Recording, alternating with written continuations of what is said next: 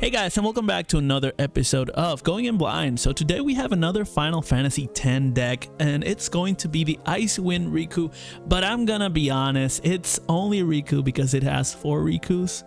It has 3 of almost everything else. It has 3 Sins, it has 3 Nuge, and it has 3 Summoners. It has 3 Guardians. You know, like, what was gonna win? I don't know, nothing really won. So yeah, it also has like 3 Maven, 3 Nuge. It has 2 Praetors. It has 2 Albad. You know, it's just 2 of everything, 2 Titus. It's not really working in terms of like what it is. It's technically a few sub-themes that are well put together. So for example, Yuna's Unaleska work really well, not with the summon deck, but with other things. Okay. Yeah. They are going to pay for Nuge, and they're going to pay for Barrel Eye, and they can just be discarded for Yuna and Rikku to be paid. We also have those Rikkus paying for other things. So we have 1, 2, 3, 4, 5 backups. So the deck is pretty well made. It's going to be 50 cards, and 15 of them are backups. Pretty good stuff. We also have 2 Sins. One of them has a mana sink, CP sink. The other one has a lot of mana, but also sacrificing Sins. So that's why we have all 9 there. And then we have this guy that has you pay a little bit. So a little bit, medium, a lot. And yeah, we also have the Titus. Because these Sins are for discarding, we're not necessarily going to have that Sin all the time. So we might as well discard them for other things. The Titus, we could have. It's a one-off, so it's not necessarily going to be there. And if we get new cards, we are going to replace that Titus. We will probably replace this Titus as well, just because flavor. It doesn't really match with anything else. Blitzballer does not belong in this deck. But yeah, it's going to be Rikku in the Albad. Blah, blah, blah. Let's take a look. We have, first of all, 3 cost Barrel Eye. It says, when one or more dull backups you control is activated due to your summons or abilities, deal 3000 damage to all the forwards an opponent controls. That seems to be interesting. It's kind of like a board wipe, but not really, because 3000 is not enough to kill a lot of stuff. Actually, this is not a once per turn. Whoa, okay. Wow, okay. Backups you control, and there's a lot of wind that wants to untap. So untapping actually causes 3000 damage to the opponent's board. Wow, that's impressive. That's a really good card, actually. A really good leader right there. When your opponent discards 1 or more cards from their hand due to your summons or abilities, choose 1 character, dull it, and freeze it. I don't know if we're gonna use that one, but we'll see as we keep reading.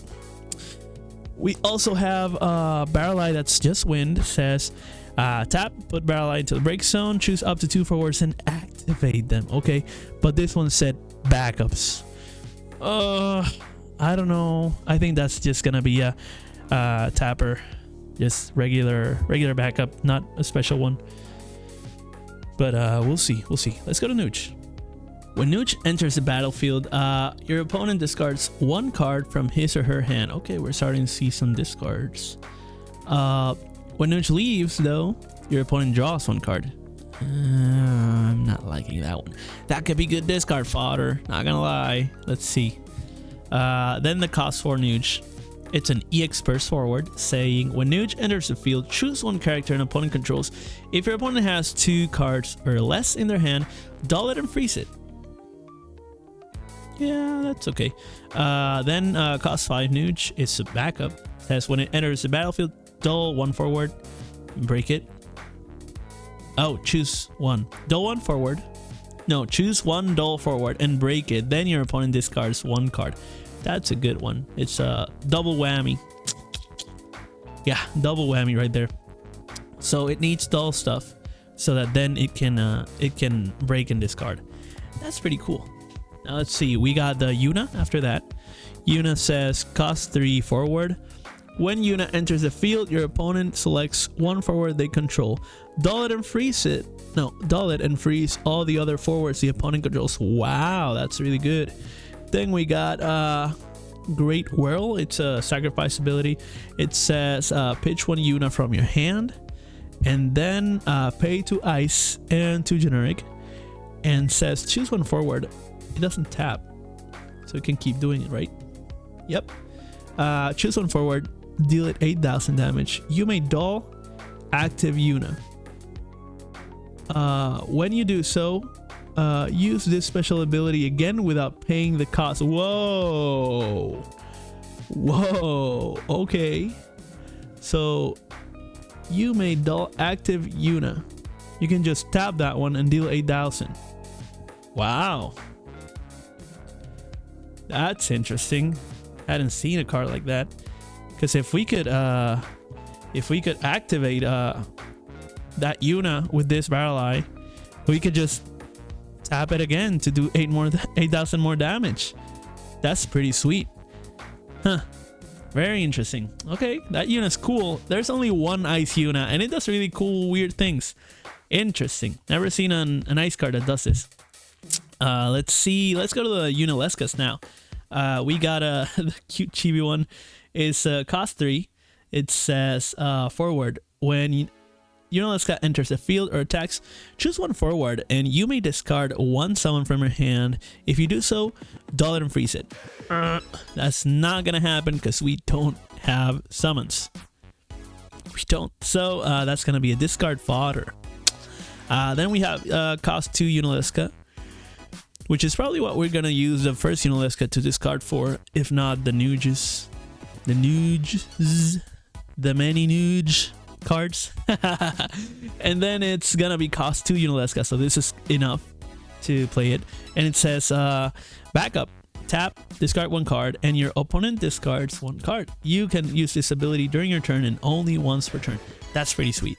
It's very for one that you're losing, you're actually going even in damage, but we can activate it a few times with Barrel Eye and other cards. We can activate it a few times, have your opponent discard everything while you're drawing stuff. I don't know, it seems pretty cool. I don't know if we draw in this deck though. We'll see. We'll just have to see. Let's check out Rikku though. It's gonna be multi-element, so it's ice and wind, and it says cost 2 forward. When Rikku enters the field, select one of the 2 following actions. Either choose 1 character and dull it, or choose 2 characters and activate them. Wow. That means that you can activate the Yuna and the Unalesca, and then discard 1 card, and then tap it for mana, for damage without paying the mana. That's impressive. Pretty impressive indeed. Then we have the cost 2 Rikku, that's a backup. And it's going to say 1 wind and tap. And your opponent puts 1 card from the top of his or her deck into the break zone. So, yeah, it's milling. Very out of place in my opinion. But hey, it's a Rikku, it's a backup, it's a 2-cost backup. It doesn't get any better than that, considering half the deck is green. And yeah, it can be used for something else. We don't need the utility all the time. We can just use it as a backup and say it's a good card, right? Speaking of a good card, let's talk about the other Rikku. It's cost 4, saying when she enters the field, choose up to 5 backups you control, return them to their owner's hands. I don't know if that's good or not, but it might be good enough if you have some sort of a combo where you like put stuff up and then play them again. I don't know. Maybe it's not a good card. Maybe it's not at all, and you can just use it for discarding, for paying for the Rikkus that are the Rikkus that are cost 2. Maybe that's it. Let's look at the last Rikku though. It's a cost 2 backup, saying while paying the cost of to cast a cat 10 card, if Rikku is on the field, Rikku can produce CP of any element, so she can produce ice. That's pretty cool. Pretty cool stuff right there. Then we got that Tidus, and it says When Tidus enters battlefield, choose one forward the opponent controls. Return it to the owner's hand. So kind of removal, pretty cool. And then we have when a forward an opponent controls is returned from the field to the owner's hand. When a forward an opponent controls is returned from the field to the owner's hand, draw one card and gain one crystal. This effect will trigger only once per turn. Okay, that's pretty cool. I like that one. Has nothing to do with anything else from us, but I like that one. Let's look at the other Tidus. Cost 4. It's a light card. So EX burst. When Tidus enters the field, choose one forward of cost 5 or less on opponent controls. Put it at the bottom. Is what I was gonna say. Put it at the bottom of the owner's deck. And also remove 20 cards in the break zone from the game and play Tidus onto the field. You can only use this ability during your main phase and if Tidus is in the break zone. Okay. I don't like either. I kind of don't like either. It doesn't really matter. That card's gonna go, like I said, pretty quickly. These two are out. But yeah, we have another Sin, which is gonna be a win Sin, and it's cost 4 forward. It says during your opponent's turn, the forward's opponent controls cannot use active abilities. That's a floodgate right there. I love those kinds of cards. Stacks pieces. And then you have a mana sink. It's a 2 wind and 2 generic. Choose one auto ability. That means a trigger. And cancel its effect. Wow, it's a counter too. Wow, that's pretty cool. Yeah, that's pretty cool. And the reason why it's cool is because all the cards that come in when they're cast, that's auto abilities and summons. And summons may be a part of it. I'm not sure. But yeah, it's going to be a lot of the ETBs that are going to be destroyed. Basically canceled with 4 mana. So that's pretty cool. Then we have the cost 9 Sin. It says it's a 9,000 one. It says forward when Sin enters the field, break all the forwards and monsters other than Sin, and Sin deals you 1 point of damage. Okay, it's a board wipe. Does 1 damage to you, and then you do things. Okay, I don't know how good that is. Doesn't have haste, so let's see opponent rebuild. Now it has a Giga Graviton, and it's a special ability. So you discard a Sin, pay 9. That's a lot. At the end of your next turn, if Sin is on the field, your opponent loses the game. What? You can only use this ability during your turn. What? Okay, so you got a turn clock of if I have a Sin and 9 CP open, you lose the game. But I have 9 CP open because I already played this card. So if I can play this card, count on you losing. Wow, that's impressive. If they rebuild, they have to remove the Sin first. That's a crazy card. Wow. Okay. Okay. Hints, man. Let's go to the third one, I guess. Another cost 9 though, and it's gonna be a 10,000 attack this time. And it says when Sin is added to your hand from the deck due to a search effect, you may pay 3. When you do so, choose one forward and break it. I don't think we're looking for it with anything. I wonder what that's alluding to. Not sure. But yeah, then when Sin enters the field, break all the forwards other than Sin. If you have received 6 points of damage, break all the forwards your opponent controls instead. Wow. Okay, so you can have this be a one-sided board wipe if you have 6 points already, and you're gonna lose at 7. So that's why it's a lifesaver. It changes the tides, literally. It looks like a tide. It lives on the tides. So yeah, that's pretty flavorful as a deck, not gonna lie. This one was kind of easy to come up with because of the fact that it's just 15 cards and 2 open slots. It's basically everything ice, and because there was an ice Rikku, I put up 3 Rikkus that weren't supporting other Gold Wings, because there's another deck that has a lot of Gold Wings, and it's gonna be in water too.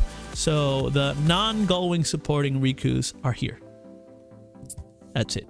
Although these Rikkus can go somewhere else. I'm not sure.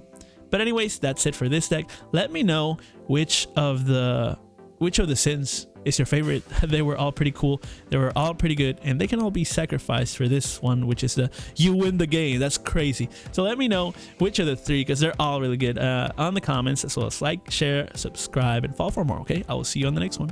Peace out.